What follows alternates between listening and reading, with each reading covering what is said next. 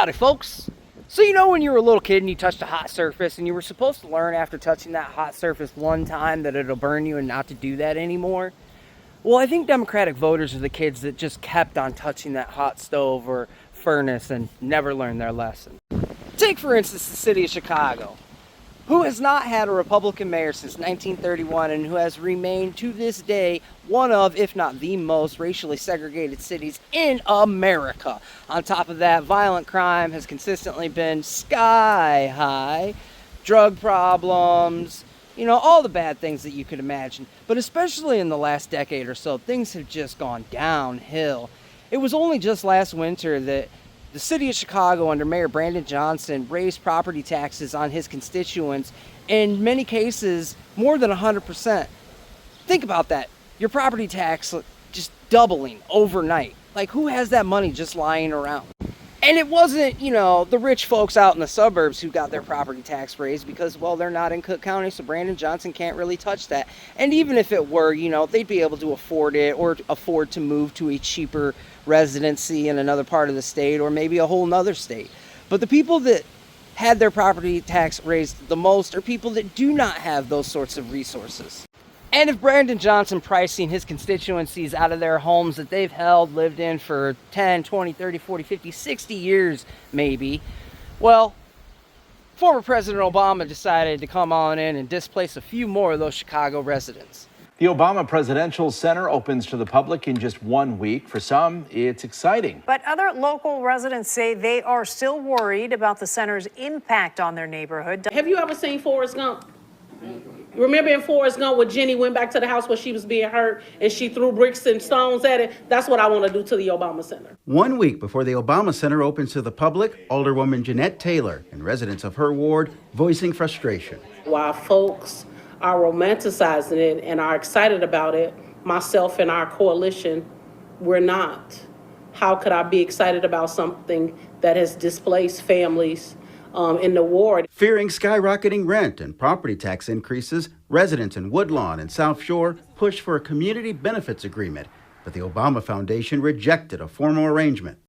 Does anyone else think that it's ironic that the party of democracy and community is refusing to make a community benefits agreement with the citizens in the neighborhood that they're about to displace?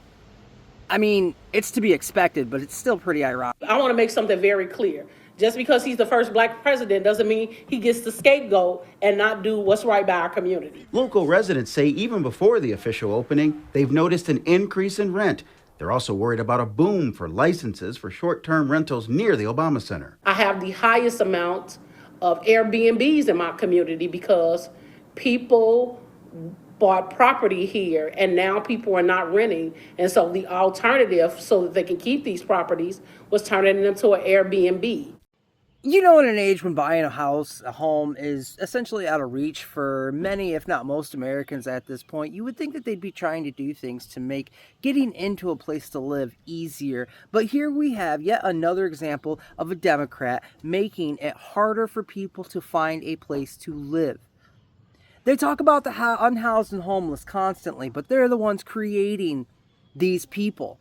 They've already, all around this area of this stupid museum, they've now priced how many Chicagoans out of ever being able to move into that neighborhood.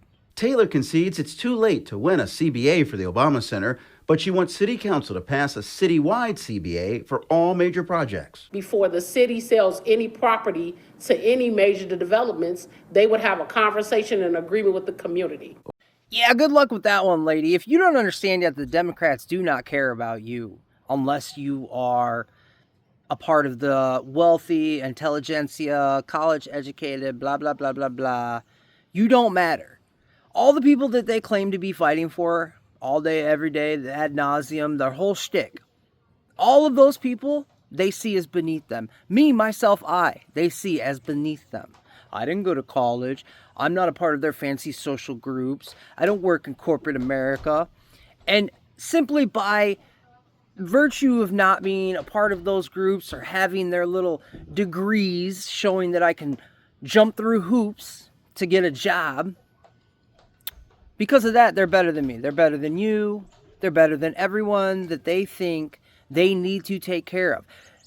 I mean, if you really think about it, What grown adult needs to be taken care of other than an irresponsible grown adult or perhaps a handicapped grown adult? And that's the way that they see us.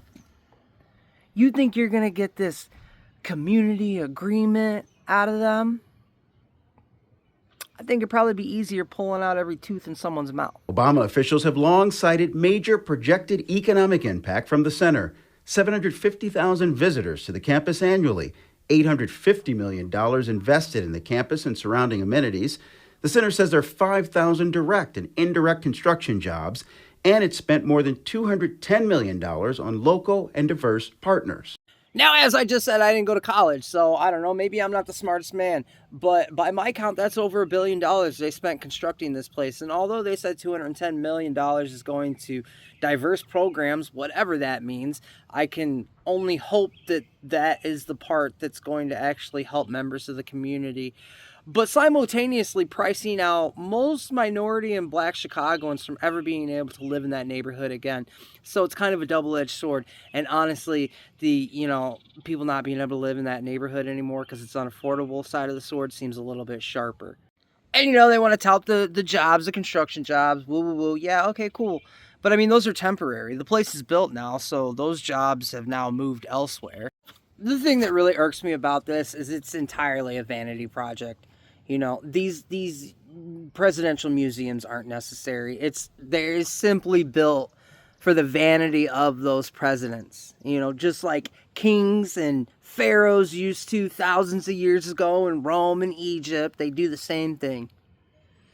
And ironically, again, in this case, the people that say they care most about minority and black Americans and downtrodden communities and the homeless, well, they're displacing minority and black Chicagoans. They're generating more homelessness simply for decadence and nothing else. $1 billion so that they could make the community better. What they mean by make the community better is gentrify it, price out minority Americans, and replace them with wealthy, highly educated white Americans. That's what it boils down to. Do you not get it yet? Chicago, do you not get it yet? Democrats, do you not get it? Black Americans, the Democratic Party does not care about you.